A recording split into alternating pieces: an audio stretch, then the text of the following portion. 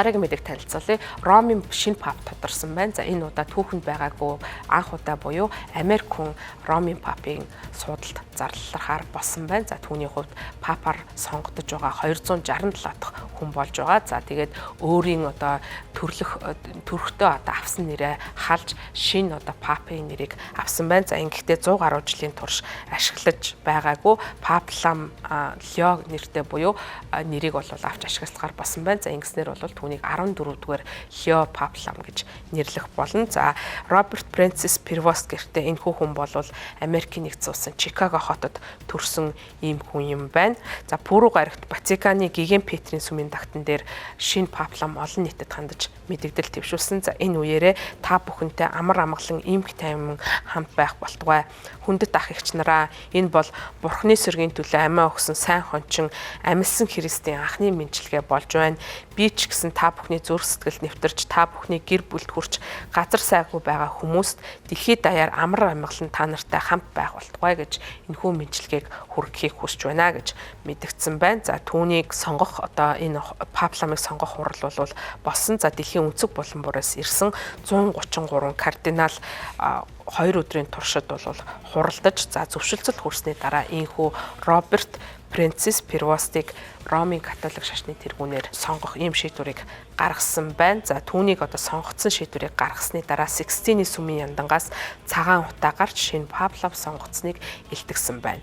За энэ одоо мэдээллийн дараа Америкийн нэгдсэн улсын ерөнхийлөгч Дональд Трамп уг мэдээллийг баяртайгаар хүлээн авч Америкийн анхны паплам гарч төрж байгаад бол нэр төрийн хэрэг юм. Манай улсын хувьд ямар их баяр хөөр, ямар нэр төрийн хэрэг болж байгаа нь энэ одоо үйл явдал боллоо гэж мэдгдсэн. За мөн тэрээр нэмж мэдэгдэхдээ Ромын паплам Лёто тун удахгүй уулзахыг тэсэн ядан хүлээж байна гэжээ.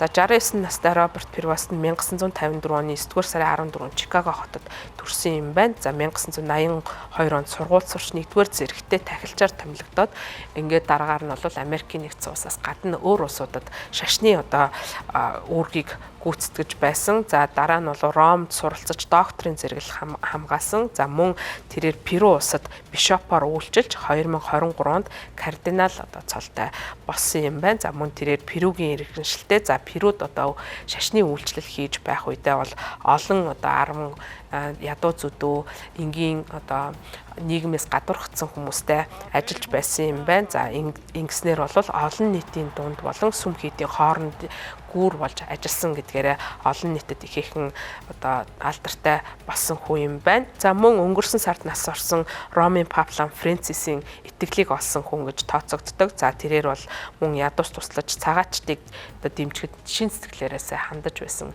ийм паплам гэдгээрээ бас олон нийтэд дараагийн одоо явуулах үүс нь бол нийгэм хүмүүнлэгийн чиглэлд илүү ажиллах ийм чиглэлтэй байгаа нь бол харагдаж байна. За ер нь бол Ромын паплам бол ерөнхийдөө бас олон нийтийн чиглэлд за тэр дундаа нийгмийн бодлогыг хэрэгжүүлэхтэй ихээхэн үүрэг ролтой ажилладаг. За энэ одоо папыг сонгоцсон явдал нь дэлхийн улс төрт бол томоохон бас нөлөөллийг авчирч байгаа. За яагаад вэ гэвэл сүүлийн жилүүдэд Ромын католик шашны сөсөгтнүүдийн тоо ихээхэн нэмэгдэж байгаа. За яагаад вэ гэх юм бол эдгээр орнуудын хувьд католик шашны үзэл баримтлалаас шалтгаалаад олон хүүхэдтэй байхыг бол дэмждэг. За үүнээсээ болоод эдгээр хүн ам бол ихээхэн нэмэгдэж байгаа. За үүнээс одоо улбалан энэ шашны бусад одоо шашинтай харьцуулахад нөлөөлөл нь бол ихээхэн нэмэгдэж байгаа. За энэ утгаараа бол дэлхийн улс төрт ч гэсэн одоо энэ папын байр суурийг бол ихээхэн харгалзах басан. За ялангуяа Америкийн хүн амзууд ихээхэн өөрчлөлт орж католик шашинтнуудын